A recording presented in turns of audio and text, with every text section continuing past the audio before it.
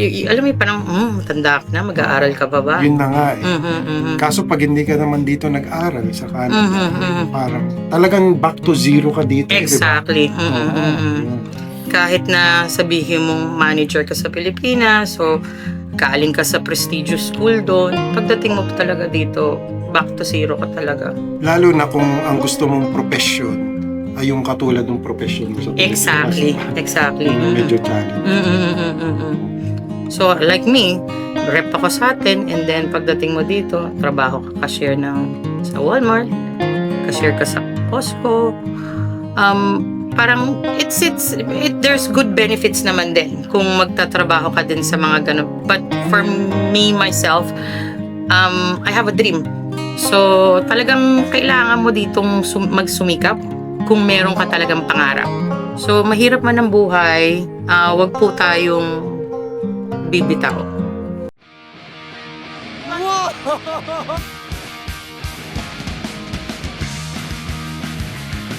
Welcome to...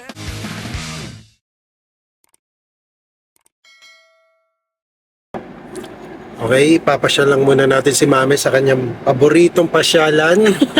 Siyempre.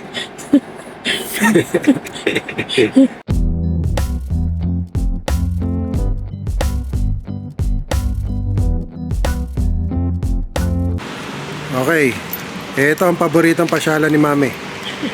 Shoppers, Drug Mart.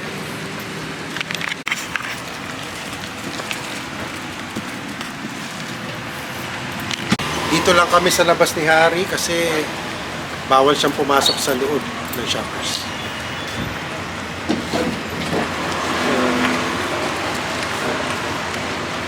Bakit nga ba paborito ni Mami itong Shoppers na pasyalan? Kasi dito siya nagre-refill ng kanyang gamot.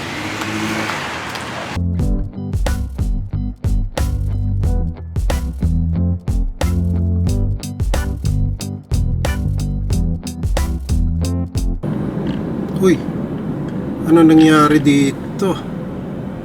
Hinuli ba to ng pulis? Ay, huli ng police officer.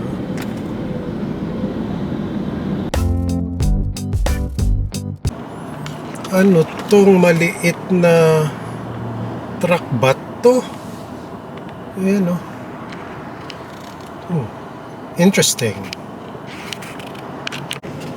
Nagtitinda pala siya ng popsicle. Oh, okay. Cute. Nandito tayo ngayon sa Argyle Wellness Center, Physio, Chiro, Massage. Okay, let's go.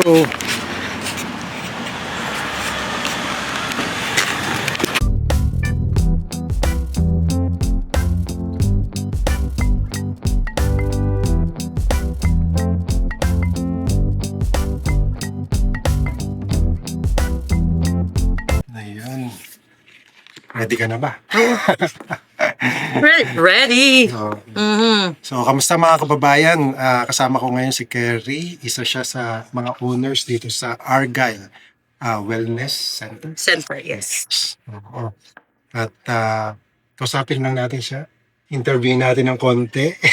Pwede naman? Oo, para sa mga kababayan natin na nag-aspire din na pumunta dito sa Canada, or yung iba naman na naandito na sa Canada as temporary foreign workers, mga international students.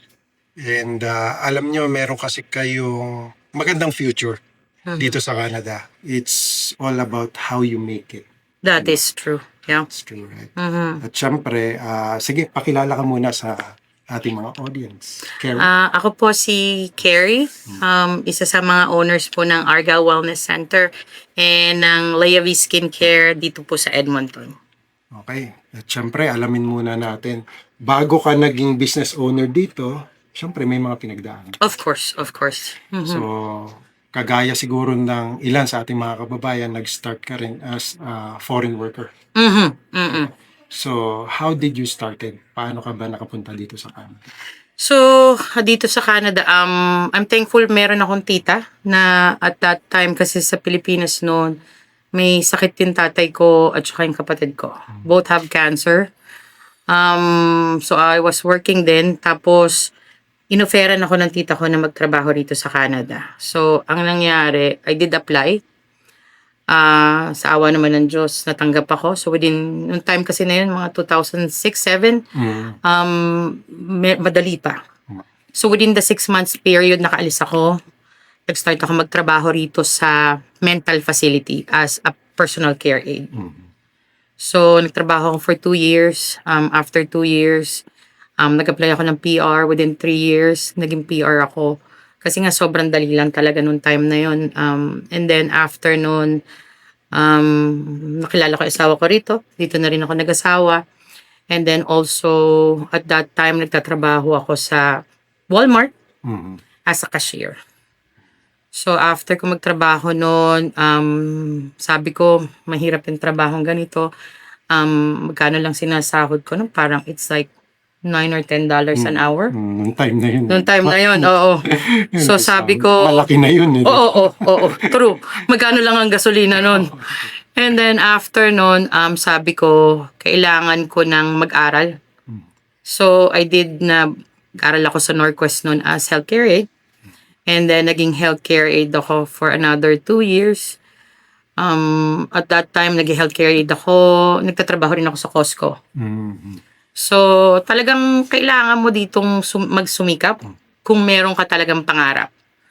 So, after noon, noong time na yon, nagpunta ako sa isang doctor's clinic kasi medrep ako sa atin. Yung palang background mo sa Pilipinas. Yes. Gaano ka katagal na medrep sa Pilipinas? 6 years. 6 years. Oo. So, PT grad ako sa Pilipinas pero hindi naman ako nag-practice. Nag-medrep kagad ako doon. Kasi ang PT sa atin, parang pag graduate ka, ang liit-liit lang ng sahod. So, that's why I decided na nag-medrep for 6 years. And then, after nun, nag-apply sa malalaking pharma rito sa Canada. Ang una laging tanong sa akin kung meron akong Canadian educational background. Okay. Kailangan. So, kailangan kasi parang may bachelor's ka, yung mga ganon. So, sabi ko sa asawa ko, gusto ko talagang mag-rep dito. Sabi niya, well, you have to do something. So, nag-apply naman akong mag-upgrade ng PT sa University of Alberta. So, dumaan din sa Butas ng Karayom, ang daming kailangan, especially sa Pilipinas, pag kinukuha mo yung mga kailangan mo sa school. Oo, yung mga documents. Yes, oo. And then after nun, may entrance exam. So, nag-exam din. So, parang nawawalan na ako ng hope ba. Kasi nga sobrang hirap talaga. So, mahirap in terms of sa pagkuha ng mga requirements. Yes. And plus yung pag-aaral pa. Gaano katagal yung kailangan mong aralin? So, 18 months. 18 months. At that time no, nasa 30 plus na ako. Parang, alam mo, parang, matanda ka na, mag-aaral ka pa ba? Yun na nga eh. Kaso pag hindi ka naman dito nag-aral sa Canada, parang talagang back to zero ka dito. Exactly. Yun. Kahit na sabihin mong manager ka sa Pilipinas, so kaaling ka sa prestigious school doon, pagdating mo talaga dito, back to zero ka talaga. Lalo na kung ang gusto mong profession ay yung katulad ng profession mo sa Pilipinas. Exactly. Yung medyo challenging. So, like me, rep ako sa atin, and then pagdating mo dito, trabaho ka cashier sa Walmart, cashier ka sa Costco. Parang, there's good benefits naman din kung magtatrabaho ka din sa mga ganun. But for me, myself, I have a dream. Oo, kasi yung mga trabaho yun, hindi naman natin sinasabi na masama magtrabaho doon. Exactly. Okay yung trabaho yun. Nga lang, if you come to Canada and you have hopes, dreams, na talagang gusto mong i-pursue din yung profession mo, why not, di ba? Kasi yung akin nun, nung nagtatrabaho ganun, masaya na ako sa work na ganun. Pero minsan iniisip ko, in the long run, parang may gusto pa akong i-achieve nung time na yon. So, nag-aral ako, and then nag-try uli akong mag-apply sa mga pharma. And fortunately, natanggap naman ako. So, I work 9 years sa pharma. Masaya naman siyang trabaho, good benefits, everything. Pero nung time kasi na yun, na, parang iniisip ko, kasi coming from yung parents ko kasi, business minded din sila. So, we used to own mga taxi sa Pilipinas. And then, yung mom ko naman is bumabiyahera. Ganun siya. So, parang I have this idea of business. Mhm. Kasi namulat ka dun. So, sabi ko pa, siguro hindi naman masama kung magka-business dito sa Canada. But of course, nag-start talaga sa zero na nung sa school, na-meet ko si Josh. So, si Josh at that time, international student siya noon. So, magkaklase kami hanggang, parang pangarap lang na, ate. Parang kwento-kwento lang, di ba? Parang minsan kasi nag-uumpisa yan, what if, di ba? Gumawa tayo ng ganito. So, kwentuhan lang kami ni Josh. Sabi niya na, ate, malay mo, magbukas tayo ng physio natin na clinic. Ako naman sabi ko, oo, sige. Hanggang si Josh, we went separate ways. Nag-focus siya sa pagiging PT. Nagpunta naman ako sa pagre-rep. And then, sa company na last na pinagtrabahuhan ko, na-meet ko si Lea V. Okay. So, si Lea V, siya talaga yung nag-start sa Calgary ng skincare. So, ito naman yung isang business din. Yes. So, yun talaga ang naging unang business ko. And then, after 1 year, si Josh, tinatanong niya na ako, sabi niya, ate, bukas na tayo. So, kasi you have to take the risk eh. Oo naman. Talagang yung pagbubukas ng business is a risk. Kasi you'll never know, ano ba to, mag-work ba to? Or nandun yung fear na kikita ba tayo dito? Siyempre. So, meron talagang mga naging problema nung nagbubukas kami. Of course, yung delay ng construction, saan kahahanap. Of course, syempre, magkano ba yung gagastusin? Ready ba kami? So, nung time na after kong magbukas ng isa, gusto ko talaga ng physio clinic din. So, nung in-offer sa akin ni Josh, pumayag na ako. And then, ito na, yun. Although marami ring naging hiccups, pero finally, nakapagbukas kami nito. So, sa pagka business owner ka, you have sleepless nights. Yun na nga. So, marami ka talagang inaalala. So, it's not really easy to run a business. Lalo na yung nag-start ka pa lang sa business. So, yun ang nangyari sa amin ni Josh nung pagbukas namin dito. Siyempre, wala pang pasyente. Wala kaming assurance kung mag-work ba. Kiklik ba siya? Oo. The good thing about our partnership, kami, nagkakaintindihan kaming lahat. So, wala namang problema. Suportahan naman. So, thankful din ako dun sa dalawang partner ko rito na mababait. So, yun. So, ngayon, ito na. Ito na siya. Yung Ito na po. So, wellness center. Yes. Kaya sa mga kababayan po natin na na parang naglo-lose hope na sila, there's always, naman po, sa pagsusumikap. Did you ever, like, when you are trying to put up this business, dumaan ba sa isip mo na minsan na, itutuloy ko ba to or hindi? Or Oo, meron. May time na kinausap ko yung asawa ko na should I go through this? Kasi nung time kakabukas ko lang din ng isang business ko. So it's only been a year. Tapos ito na naman, magbubukas na naman. Ang inisip ko na lang na kung bibitaw naman ako, paano ko malalaman kung mag-work o hindi? So, ganun lang yung naisip ko. And then, trabaho lang talaga. why did it cross your mind? Kasi, nung time na yon nagkaroon kami problema sa construction. So, sobrang na-delay yung construction namin. Naubos namin yung free rent namin. So, at that time, hindi pa bukas yung clinic, naglalabas na kami ng sarili naming pera. So, labas ng sarili naming pera hanggang sa parang sinasabi ko, yung mga savings, ilalabas mo na. Parang dumating sa point ko na paano naman yung retirement. kung mababaliwala lang sa, diba, sa paglalabas mo ng pera. Yung pinaghirapan naming mag-asawa from the start hanggang ganun na lang, mawawala. Pero, syempre, as partners, we support each other, lalo na si Josh. May times na sinasabi ko sa kanya na, tutuloy pa? Eh, si Josh kasi parang positive naman siya na, hindi ate, tuloy natin. Ano rin yan, kikita rin yan, magbubukas din tayo. Yun nga, kasi yung iba, syempre ang iniisip nila, ito bang business kung ito, kikita ba to sa lahat ng inilabas ko ng pera, invest ko. Kasi pag-put up ng business, ganun talaga eh. Maglalabas ka talaga ng pera, hindi pwedeng wala kang lalabas. That's true, that's true. Oo. Kasi parang yung naglabas din ako dun sa kabila ko and then dito. So, parang iniisip ko, ano na mangyayari dun sa nilabas namin kung hindi namin itutuloy. So, ano na lang, lakasan ng loob. Yeah. Yun Kailangan na mo lang. rin lang talaga ng lakas ng loob.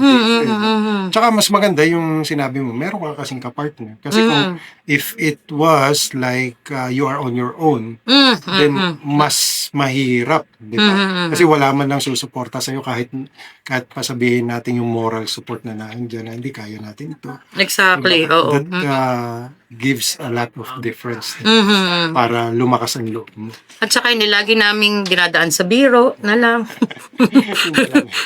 Puro na lang biro kami dalawa ni Josh, ganyan. Tapos yung isang partner namin, he's very, supportive din. Yung parang sa kanila, walang gustong mag-give up, kundi, hindi, mabubuksan natin to. And then, it's gonna work. Ganun na lang siya. Hanggang, ito na po yung clinic namin. Yeah. So ano naman masasabi mo doon sa mga kababayan natin na gusto rin mag-try na mag-put up ng business? Wag niyo pong, parang don't stop yourself from trying.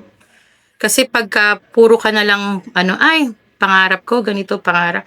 But if you're not gonna do, alam mo yan, mag-step forward ka, hindi matutuloy yung pangarap mo hanggang pangarap na lang. Ang importante kasi you work hard, magsimula ka sa something. Kasi pag hindi mo siya sisimulan, hanggang sa magsisisi ka na lang pagtanda mo, bakit hindi ko ba sinubukan? Ganun na lang. Magkakaroon ka ng regret. Exactly. Sa pala, trinay ko, hindi mo man lang trinay, nag-give up ka na agad. Exactly. Diba, mga ganun tao. Yung iniisip mo pa lang, nag-give up ka na. Yun na. So, kayo naman, on your part, hindi kayo nag-give up.